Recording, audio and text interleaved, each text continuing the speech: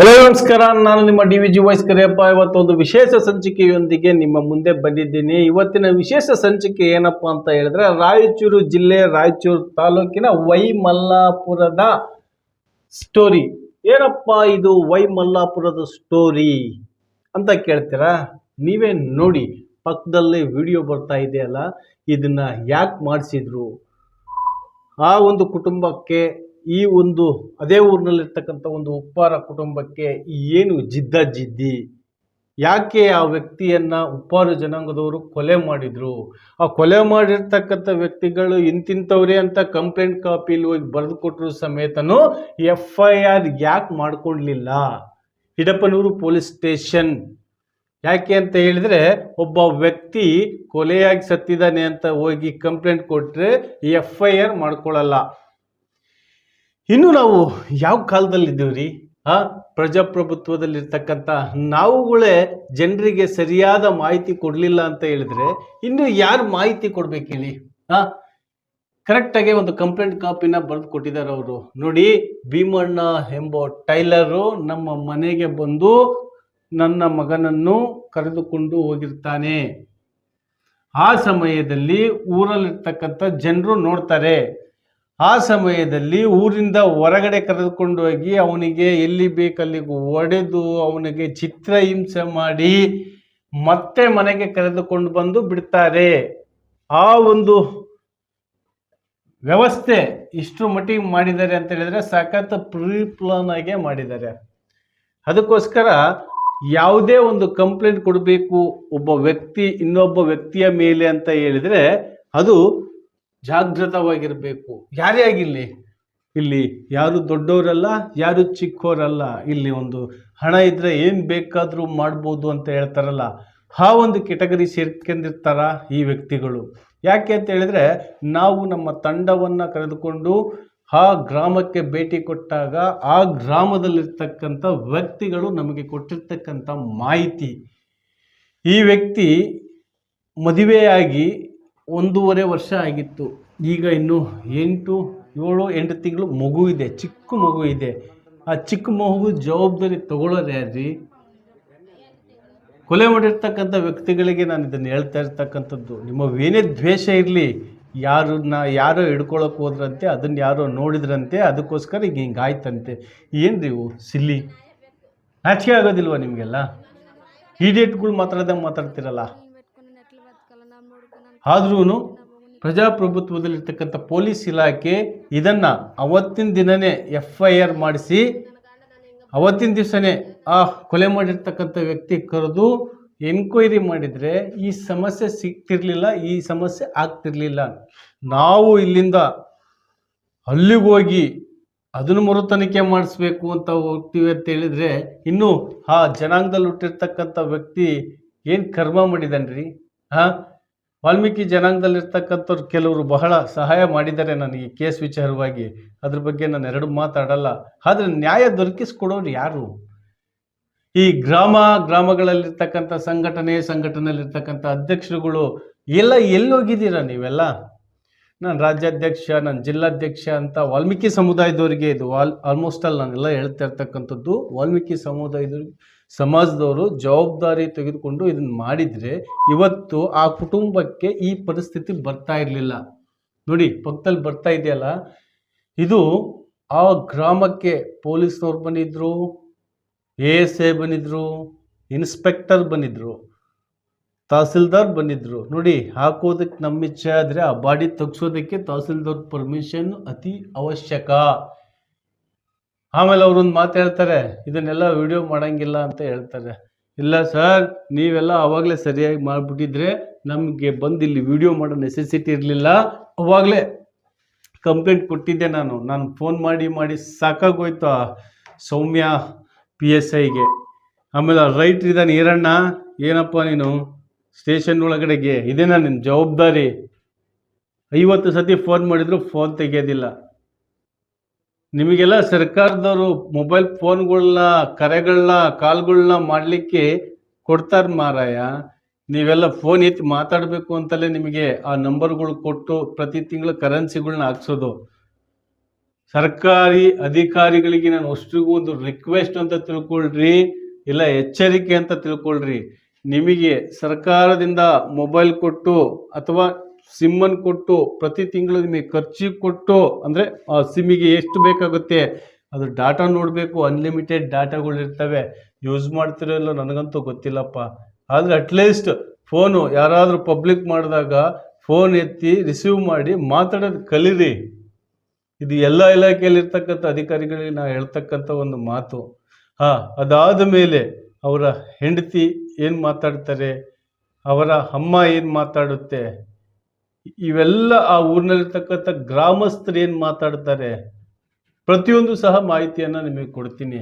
ಆದರೆ ಯಾವುದೇ ಒಂದು ಸ್ಟೇಷನ್ಗಳಲ್ಲಿ ಯಾವುದೇ ಒಬ್ಬ ವ್ಯಕ್ತಿ ಬಂದು ಕಂಪ್ಲೇಂಟ್ ಕೊಟ್ಟಾಗ ಅಟ್ಲೀಸ್ಟ್ FIR ಮಾಡಿಸ್ಕೊಳ್ಳಿದ್ರು ಪರವಾಗಿಲ್ಲ, ಒಂದು NCR ಆದರೂ ಮಾಡಿಸ್ಕೊಳ್ರಿ. ಅಟ್ಲೀಸ್ಟ್ ಪ್ರಥಮ ಚಿಕಿತ್ಸೆ ಅಂತ ಅವ್ರಿಗಾದ್ರೂ ಗೊತ್ತಾಗಿ ನೆಕ್ಸ್ಟ್ ಅವರು ಎಚ್ಚರಿಕೆಯಿಂದಲಾದರೂ ಇರ್ತಾರೆ. ನೀವು ಅದನ್ನು ಮಾಡಲ್ಲ ಇದನ್ನು ಮಾಡಲ್ಲ ಅಂತಂದರೆ ಪೊಲೀಸ್ ಸ್ಟೇಷನ್ಗಳೆಲ್ಲ ಏನು ಬರೀ ಇದಕ್ಕೆ ನಿಂತ್ಕೊಂಡ್ಬಿಡ್ತಾ? ದಯವಿಟ್ಟು ಅರ್ಥ ಮಾಡ್ಕೊಳ್ರಿ ಪೊಲೀಸ್ನವರೇ. ಎಲ್ಲ ಪೊಲೀಸ್ನವ್ರಿಗೂ ನಾನು ಹೇಳ್ತಾ ಇಲ್ಲ, ಈ ಕೇಸಲ್ಲಿ ಏನು ಇನ್ವಾಲ್ವ್ಮೆಂಟ್ ಆಗಿದಾರಲ್ಲ ಅಂಥ ಪೊಲೀಸ್ನವ್ರಿಗೆ ನಾನು ಈ ಮಾತನ್ನು ಹೇಳಕ್ಕೆ ಇಷ್ಟಪಡ್ತೀನಿ. ಬಟ್ SP ಅವರು, ರಾಯಚೂರು SP ಅವರು ಭಾಳ ಚೆನ್ನಾಗಿ ಸ್ಪಂದನೆ ಮಾಡಿ, ಇಲ್ಲ ಸರ್ ನಮಗೆ ಅದು ಅನುಮಾನ ಇದೆ, ಅದನ್ನು ತೆಗೆಸಲೇಬೇಕು ಅಂತ ಹೇಳಿದಾಗ ಪರ್ಮಿಷನ್ ಕೊಟ್ಟು, ಅದೇ ರೀತಿಯಾಗಿ ಕೆಳಗಿರ್ತಕ್ಕಂಥ ಅವರ ಇದರಲ್ಲಿರ್ತಕ್ಕಂಥ ವರ್ಕರ್ಸ್ಗಳಿಗೆ, ಅಂದರೆ ಅವರ ಕೆಳಗಡೆ ಇರ್ತಕ್ಕಂಥ ಸಾಹೇಬ್ರುಗಳಿಗೆ ಎಲ್ಲರಿಗೂ ಕರೆ ಮಾಡಿ ಈ ಥರ ಹಿಂಗೆ ಬರ್ತಾ ಇದ್ದಾರೆ, ದಯವಿಟ್ಟು ನೀವೆಲ್ಲ ಇಷ್ಟನೇ ತಾರೀಕು ಅಂದರೆ ಮೊನ್ನೆ ನಡೆದಂಥ 24ನೇ ತಾರೀಕು ಆ ಬಾಡಿಯನ್ನು ಎತ್ತಿ ಏನಾಗಿದೆ ಏನು ಎತ್ತ ಎಂಬುದರ ಬಗ್ಗೆ ಮಾಹಿತಿಯನ್ನು ನೀವು ನಮಗೆ ಕೂಡಲೇ ಕೊಡಬೇಕು ಅಂತ ಹೇಳಿದ್ದಾರೆ. ಈಗಾಗಲೇ ನಾನು ಅದಕ್ಕೆ RTI ಕೇಳಿದ್ದೀನಿ. ಯಾಕೆಂದರೆ ನಾವು ಸಹ ವಿಡಿಯೋ ಮಾಡಬೇಕಾದ್ರೆ ಫುಲ್ಲು ಮುಗಿಯೋವರೆಗೂ ಇತ್ತು. ಆಮೇಲೆ ಆ ಬಾಡಿನ ಮೇಲೆ ಎತ್ತಿ ಈ ಕಡೆ ಸೈಡ್ಗೆ ಇಡಬೇಕಾದ್ರೆ ಅಲ್ಲಿಗೆ ನಮ್ಮದು ಕಟ್ ಮಾಡಿಸ್ತಾರೆ. ಪೊಲೀಸ್ ಇಲಾಖೆ ಮೇಲೆ ನಂಬಿಕೆ ಇದ್ದಿದ್ರೆ ಅವ್ರು ಯಾಕ್ರಿ ಮತ್ತೆ ಮರು ತನಿಖೆ ಮಾಡಿಸೋದಕ್ಕೆ ಪ್ರಯತ್ನ ಪಡಬೇಕಾಗಿತ್ತು ಅಲ್ವಾ? ಅವತ್ತಿನ ದಿವಸ ಏನಾಯಿತು, ಇವತ್ತಿನ ದಿವಸ ಏನಾಗ್ತಾ ಇದೆ ಅನ್ನೋದ್ರ ಬಗ್ಗೆ ಮಾಹಿತಿಯನ್ನು ತಿಳ್ಕೊಳ್ಬೇಕು ಅಂತಲೇ ನಾವು ದಾವಣಗೆರೆಯಿಂದ ರಾಯಚೂರಿಗೆ ಬಂದಿದ್ದು, ಸುಮ್ಮನೆ ಬಂದಿರಲಿಲ್ಲ. ಇದು ಅಕಾರ್ಡಿಂಗ್ ಟು ಲಾ ಏನು ಹೇಳುತ್ತೆ ಅಂದರೆ ನಾವು ವಿಡಿಯೋ ಮಾಡ್ಕೊಳ್ಳೋದೇನು ತಪ್ಪಿಲ್ಲ. ಯಾಕೆ ಅಂತ ಹೇಳಿದ್ರೆ ಪಬ್ಲಿಕ್ ಮಾಡ್ಬೇಕಾರ ಆ ಮುಖವನ್ನು ಬ್ಲರ್ ಮಾಡಿ ನಾವು ಹಾಕಿದರೆ ಯಾವುದೇ ರೀತಿ ಸಮಸ್ಯೆ ಇರೋಲ್ಲ. ಬಟ್ ಅಲ್ಲಿ ನಮಗೆ ಸರಿಯಾದ ಮಾಹಿತಿಯನ್ನು ಮತ್ತು ಇದೇ ಪೊಲೀಸ್ನವರೇ ಮುಚ್ಚಿಡ್ತಾರೆ. ಕಾರಣ ಅಲ್ಲಿ ಯಾರೋ ಒಬ್ಬರ ಆ ಕುಟುಂಬ ಸದಸ್ಯನ ಬಿಟ್ಟು ಮತ್ತೆ ಬೇರೊಬ್ಬ ವ್ಯಕ್ತಿ ನೋಡಿ ಹೇಳ್ತಾರೆ, ಇಲ್ಲ ಸರ್ ಅದು ಕೊಲೆ ಆಗಿರ್ತಕ್ಕಂಥದ್ದು ನಿಜ, ಇಲ್ಲಿ ಹೊಡೆತ ಬಿದ್ದಿದೆ, ಇಲ್ಲಿ ಹೊಡೆತ ಬಿದ್ದಿದೆ, ಇಲ್ಲೆಲ್ಲ ಹೊಡೆತ ಬಿದ್ದಿದೆ ಅಂತ ಹೇಳ್ತಾನೆ ಆ ವ್ಯಕ್ತಿ. ಆಯಿತು, ಅದೇನೇ ಆಗಲಿ, ಆ ನೊಂದಿರ್ತಕ್ಕಂಥ ಕುಟುಂಬಕ್ಕೆ ಆ ಚಿಕ್ಕ ಮಗು ಚಿಕ್ಕ ಮಗು, ಇನ್ನು 7-8 ತಿಂಗಳು ಮಗು, ಅದು ಆ ಮಗು, ಆ ಹೆಂಡತಿ ಇನ್ನು 1.5 ವರ್ಷ ಆಗಿದೆ. ಆ ಹೆಂಡತಿ ಅವರೆಲ್ಲ ಹೇಗೆ ಜೀವನ ಮಾಡ್ಬೇಕು ಹೇಳಿ? ಕೊಲೆ ಮಾಡೋವಂಥ ವ್ಯಕ್ತಿಗಳಿಗೆ ನಾನು ಇದನ್ನು ಹೇಳ್ತಾ ಇರೋದು. ನಿಮಗೆ ಆ ರೀತಿಯಾಗಿ ಅವನ ಮೇಲೆ ದ್ವೇಷ ಇತ್ತು ಅಂತ ಹೇಳಿದ್ರೆ ಮಾತಾಡಿ ಬಗೆಹರಿಸ್ಕೋಬೋದಾಗಿತ್ತಲ್ಲ. ಕೊಲೆ ಮಾಡೋವಂಥ ಪರಿಸ್ಥಿತಿ ಏನಿತ್ತು? ಈಗ ಅವರ ಹೆಂಡತಿ ಏನು ಮಾತಾಡ್ತಾರೆ ಅನ್ನೋದ್ರ ಬಗ್ಗೆ ಈ ವಿಡಿಯೋ ಕೇಳಿ. ಅವರಿಗೆ ತೆಲುಗು ಕನ್ನಡ ಬರಲ್ಲ, ಯಾಕೆಂದರೆ ರಾಯಚೂರು ಬಾರ್ಡ್ರ್ ಹತ್ರ ಆಗಿರೋದ್ರಿಂದ ತೆಲುಗಲ್ಲೇ ಮಾತಾಡ್ತಾರೆ. ಅದನ್ನು ಕನ್ನಡದಲ್ಲೂ ಸಹ ತಿಳಿಸ್ತೀವಿ. ಇದಿಷ್ಟು ಇವತ್ತಿನ ಒಂದು ವಿಡಿಯೋ ಫುಟೇಜಿನ ಡೀಟೇಲ್. ಮತ್ತೆ ಮುಂದಿನ ವಿಡಿಯೋದಲ್ಲಿ ಇನ್ನೂ ಹೆಚ್ಚಿನ ವಿಚಾರಗಳನ್ನು ತಿಳಿಸ್ತಾ ಹೋಗ್ತೀನಿ. ಯಾಕೆ ಅಂತ ಹೇಳಿದ್ರೆ ಇದು ಕೊಲೆ ಅಂತ ಹೇಳಿದ್ಮೇಲೆ ಅದರದ್ದು ಇನ್ನು ಏನು ನಮ್ಮ ಇನ್ವೆಸ್ಟಿಗೇಷನ್ ಆಫೀಸರ್ಸ್ಗಳಿದ್ದಾರೆ ಅವರೆಲ್ಲ ಯಾವ್ಯಾವ ರೀತಿ ದಾಖಲೆಗಳು ಕೊಡ್ತಾರೆ, ಈಗ ಊರಲ್ಲಿರ್ತಕ್ಕಂಥ ಗ್ರಾಮಸ್ಥರಿಗೂ ಮತ್ತೆ ಈ ಪೊಲೀಸ್ ಇಲಾಖೆಗೆ ಹೋಗಿದೆ ಬಾಡಿ, ಮತ್ತು ಅವ್ರು ಯಾವ ರೀತಿ ಕೊಡ್ತಾರೆ, ಆ ದಾಖಲೆಗಳನ್ನೆಲ್ಲ ಪರಿಶೀಲನೆ ಮಾಡಿದ ಮೇಲೆ ಈ ವ್ಯಕ್ತಿಗೆ ನ್ಯಾಯ ಸಿಗುತ್ತೆ. ಖಂಡಿತವಾಗಿಯೂ ಎಲ್ಲರೂ ಜವಾಬ್ದಾರಿಯುತ ಸ್ಥಾನದಲ್ಲಿರ್ತಕ್ಕಂಥವ್ರು ಯಾರೂ ಸಹ ಈ ವ್ಯಕ್ತಿಗಳಿಗೆ ಮೋಸ ಮಾಡಬೇಡಿ. ಯಾಕೆ ಅಂತ ಹೇಳಿದ್ರೆ ಇವತ್ತೆಲ್ಲ ನಾಳೆ ಕರ್ಮ ಈಸ್ ರಿಟರ್ನ್ ಅಂತ ಹೇಳ್ತಾರೆ. ಕರ್ಮ ಈಸ್ ರಿಟರ್ನ್ ಅಂತ ಹೇಳ್ತಾರೆ. ಅದು ನಿಮಗೂ ಸಹ ಬೆನ್ನತ್ತುತ್ತೆ. ನೋಡ್ರಿ, ನೊಂದಿರೋ ಕುಟುಂಬ, ಅವರಿಗೆ ಮೀಡಿಯಾದಲ್ಲಿ ಏನು ಮಾತಾಡಬೇಕು ಅಂತ ಗೊತ್ತಿಲ್ಲ. ಆ ಥರ ಹೆದರಿಕೆ ಇರ್ತಕ್ಕಂಥ ಒಂದು ಕುಟುಂಬ ಅಂತ ಹೇಳಿದ್ರೆ ತಪ್ಪಾಗಲಾರ್ದು. ಅಲ್ಲಿ ಒಂದು ಅಮ್ಮ ಹೇಳುತ್ತೆ, ಸರ್ ನಾವು ಹೆಣ್ಮಕ್ಳು ಸ್ವಲ್ಪ ಮಾತಾಡ್ತೀವಿ, ಗಂಡು ಮಕ್ಳು ಏನೂ ಮಾತಾಡೋದಿಲ್ಲ, ಅಷ್ಟು ಸೈಲೆಂಟ್ ಇರ್ತಕ್ಕಂಥ ಕುಟುಂಬ ಸರ್ ನಮ್ಮದು. ಆದರೂ ಸಮೇತ ಈ ನಮೂನಿ ಮೋಸ ಮಾಡಿಬಿಟ್ರು ಸರ್. ಮನೆಗೆ ಬಂದು ಕರ್ಕೊಂಡು ಹೋಗಿದ್ದಾರೆ ಸರ್, ಮನೆ ಬಂದು ಕರ್ಕೊಂಡೋಗಿ ಈ ರೀತಿ ಮಾಡಿದ್ದಾರೆ ಸರ್ ಅಂತ ಹೇಳ್ತಾರೆ. ಆ ಒಂದು ಅವ್ರ ಹತ್ರ ಮಾತಾಡಿರ್ತಕ್ಕಂಥ ಒಂದು ಆಡಿಯೋ ಕೇಳಿಸ್ಕೊಂಡ್ರೆ ನೀವು ಸಹ ಯಾಕೆ ಬೇಕಪ್ಪ ಅಂತ ಹೇಳ್ತೀರಾ. ನೋಡಿ ಹೆಂಡತಿ ಏನು ಮಾತಾಡಿದ್ದಾಳೆ, ಹಾಗೂ ಅವರ ತಾಯಿ ಅಂದರೆ ಅವರ ಮಾವನ ಮಗನೇ ಈ ವ್ಯಕ್ತಿ, ಕೊಲೆಯಾಗಿರ್ತಕ್ಕಂಥ ವ್ಯಕ್ತಿ, ಅವ್ರು ಏನು ಮಾತಾಡಿದ್ದಾರೆ ಅಂತ ಕೇಳಿಸ್ಕೊಳ್ಳಿ. ಮತ್ತೆ ಮುಂದಿನ ದಾಖಲೆಗಳೊಂದಿಗೆ ನಿಮ್ಮ ಮುಂದೆ ಬರ್ತೀನಿ. ಈ ವಿಡಿಯೋವನ್ನು ಪೂರ್ತಿಯಾಗಿ ನೋಡಿ, ನಿಮ್ಮ ಅನಿಸಿಕೆ ಅಭಿಪ್ರಾಯಗಳನ್ನು కామెంట్ బాక్స్లో ತಿಳಿಸಿ. నమస్కారం. టైం బెక్కింది పిల్లలు పెట్టుకుని నెట్లు బతకాలి. నా అమ్మ కూడా నన్ను కానిపోయింటే నా మొగుడిని ఎవరు చంపేశారు ఇంట్లో. పోలీసులకు నాకు న్యాయం కావాలి సార్. పోలీసులు నాకు న్యాయం చేయాలి సార్. పోలీసులు వదుకుని మమ్మల్ని పట్టుకునిలేరు సార్, పట్టుకునిలేరు సార్. ఇన్నదులు ఏం చేసి ఏం లేదనుక సన్నారు సార్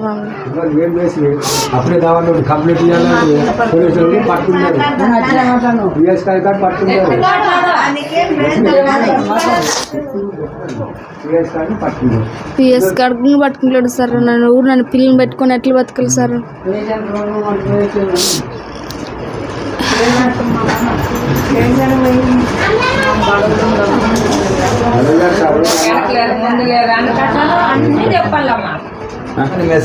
ನಮ್ಮ ಹೆಸರು ಪದ್ದಮ್ಮ. ಅಮ್ಮ ಇವರು ಹನುಮಂತಲ್ಲ ನನ್ನ ಮಗ. ಏನಪ್ಪಮ್ಮ ನಿಮ್ಮ ಮಗ ಆತನ ಬಾವನ ಮಗ. ಅಮ್ಮ ಏನಾಗಿದ್ದಮ್ಮ ಅದು ನಿಮಗೆ? ಏನ್ ಎರಡು ಮಕ್ಕಳದು, ನಮ್ಮ ನಾದಿನ ಮಕ್ಕಳು ಸೊಸೆದು ಅವ್ರದ್ದು ಉಪ್ಪರ್ದು ಜಗಳ ನಡೆದಿತ್ತು. ಜಗಳ ಕಾರಣಕ್ಕಮ್ಮ ಅದ್ ಹಿಂಗೆ ಗಂಡ ಇದ್ದಿದ್ದಿಲ್ಲ ಆಕಿಗೆ. ಅವ್ರದ್ದು ಜಗಳ ನಡೆದಿತ್ತು. ಈತ ನಾಳೆ ಬಂದು ಹಿಡ್ಕಂದಾನ ಅವ್ರ ಇಬ್ಬರನ್ನ ನೋಡಿ. ಹಿಡ್ಕಂದಿದ್ರೆ ಈತ ನನ್ನ ಮಗ ಅವತ್ತು ಯಾರು ಹೋಗಿಲ್ಲ. ಅವ್ರ ನಾಯಕ ನಮ್ಮ ಅಣ್ಣ ತಮ್ಮ 6 ಮಂದಿ ಯಾರು ಹೋಗ್ಲಿಲ್ಲ ಅಂದ್ರೆ ಏನ್ ಮಾಡಿದ್ವಿ, ಜಗಳ ನಡೆದಿತ್ತು. ನಾವೆಲ್ಲರೂ ಅವತ್ತು ಮನೇಲಿ ಇದ್ವಿ. ಅವ್ರ ನಾಯ ಕೇಳ್ಕಂತ ಹೋದ್ರು, ನಾಯದಾಗ ಹೋಗಿಲ್ಲ ನಾವ್ಯಾರು. ಇವ್ನ ಏನ್ ಮಾಡ್ಯಾನ, ಒಂದು ಕುಡ್ದು ಅವ್ರ ಜಗಳ ಎಲ್ಲ ನಡೆದ ಮ್ಯಾಗ ಹೋಗ್ಯಾನ ಕಟ್ಟಿಗೆ ತಗೊಂಡು. ಜಗಳ ಕಟ್ಟಿಗೆ ತಗೊಂಡು ನಡೆದಾಡ್ತಾನ ಹೋಗ್ಯಾನ. ಆದ್ರೆ ಅವ್ರನ್ನ ಹೊಡೆದಿಲ್ಲ ಬಡ್ದಿಲ್ಲ. ಅದೊಂದು ನಾಯಿ ಆಗಿ ಬುಧವಾರ ದಿನ ನಾಯಿ ಆಗದ. ತಿರುಗಿ ಒಳ್ಳೆ ಬುಧವಾರಕ್ಕಲ್ಲಿ ಇವ್ನು ಕೊಲ್ಲಿ ಹಾಕ್ಯಾರ. ಹೋಗಿದ್ರು ಹೊಡೆದಾಟಕ್ಕೆ ಅಂದ್ರು ಇವನು ಕಟ್ಟಿಗೆ ಹಿಡ್ಕಂದನ ಅಷ್ಟೇ. ಆ ಹುಡುಗಿ ಸೋದರತ್ತಿ ಆತಾಳಲ್ಲ, ಆ ಹುಡುಗಿ ಅಂದಾನ ಇಷ್ಟೇ ಅಂದಾನ, ನಾನ್ ಮಾಡ್ಕೊಂತೀನಿ ಬಾ, ನಿನ್ನ ಅಷ್ಟೇ ನಿನಗೆ ಇದಿದ್ರೆ ನಾನು ಇದು ಮಾಡ್ತೀನಿ ಬಾ ಅಂದಾನ ಹುಡುಗಿನ. ಆ ಹುಡುಗಿನ ಅಣ್ಣ ಇದ್ದೇರಂದ್ರೆ ನೀನ್ ಹೇಳ್ತೀನಿ ಮಾಡಿಕೆ ಆ ಹುಡುಗಿನ ಏನ್ ಮಾಡ್ತಿದ್ದ ಅಂತ ಅಂದಾನ. ಬುಧವಾರ ನಾಯಿ ನಡೀತು. ತಿರುಗಿ ಒಳ್ಳೆ ಬುಧವಾರಕ್ಕಲ್ಲಿ ಒಂದು ಅದೇ ಟೈಮಿಗೆ ರಾತ್ರಿಗೆ ತಂದ್ ಹಾಕ್ಯಾರ. ನಾವ್ ನೋಡಿಲ್ಲ ಯಾರು ಮನೆಗೆ ತಂದ್ ಹಾಕ್ಯಾರ. ನಾವ್ ಯಾರು ನೋಡಿಲ್ಲ.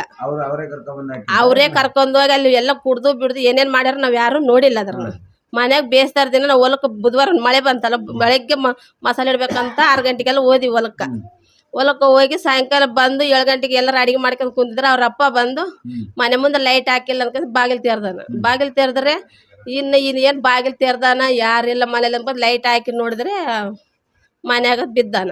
ಹಾಸಿಗೆ ಹಾಕಿ ತೆಲ್ತಾಗ ದಿಂಡು ಇಟ್ಟು ಒರೆಸಿ ಹೋಗ್ಯಾರ. ಅವ್ನು ಯಾರು ಇಲ್ಲ. ಅವ್ರ ಅಪ್ಪ ಅವ್ರ ಅಮ್ಮ ಅಲ್ಲಿ ಬಾಡಿ ತಗೊಂಡ್ ಆ ಮನೇಲಿ ಇದ್ರು. ಒಬ್ಬನೇ ಮನೆಯವರು ಅಡ್ಯಾಕ್ ಹೋಗಿದ್ರಲ್ಲ, ಬಂದಿದ್ದಿಲ್ಲ. ಅಡ್ಯಾಕ್ ಹೋಗಿದ್ಲ. ಕೊಡಮಂತ ಕಂಪ್ಲೇಂಟ್ ಕೊಡಕಂತ ಓದಿದ್ವಲ್ಲ, ಓದಂಗಲ್ಲ ಮುರ್ದೇ ಓದಿತ್ತು ನಡುವ ಕಂಪ್ಲೇಂಟ್. ನಾವ್ ಇವಾಗ ಓದಿ ಕೊಡ್ತೀವಲ್ಲ, ಆಯ್ತೀನಿ ನಾನು ಯಾರು ತಂದೆನೆ ಕೊಲ್ಯಾನ ಅಂತೀವಿ. ಒಂದಿನ ಹಿಂಗ ಬರೋದು ಎಲ್ಲ ರಿಪೀಟ್ ಬರ್ತಿತ್ತು.